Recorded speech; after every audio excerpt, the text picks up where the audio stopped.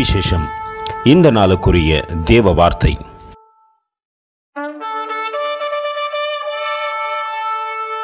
And he shall go before him in the spirit and power of Elias. Luke 1:17. ప్రభువు కొరకు ఆయత్తపడి ఉన్న ప్రజలను సిద్ధపరచుటకై ఏలియా యొక్క ఆత్మయు శక్తియు గలవాడై ఆయనకు ముందుగా వెళ్ళును. లూకాసు వార్త 1:17. அவன் எலியாவின் ஆவியும் பலமும் உடையவனாய் அவருக்கு முன் நடப்பான் என்றார்.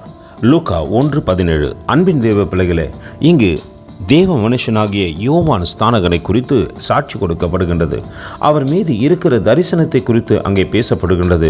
அந்த ஆவியின் அபிஷேகம் எலியாவின் ஆவியும் என்று சொல்லப்படுகிறது. நம்மீதும் தேவனுடைய ஆவியானவர் தங்கியிருக்கிறார். நம்மீதும் பெரிய தரிசனம் இருக்கிறது.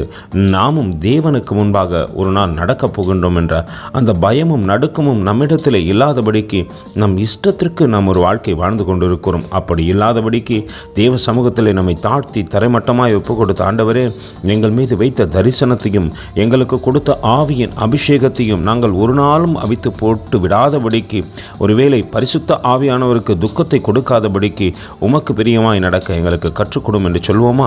கர்த்தர் தாமே உங்களை ஆசீர்வதிப்பாராக. ஆமேன். எங்களோடு கூட இணைந்து ஊழியம் செய்ய விரும்பினால் இந்த வார்த்தைகளை மற்றவர்களுக்கும் பகிர்ந்து கொடுங்கள். இது ராஜ்யத்தின் சுவிசேஷம். Thank you for watching. God bless you.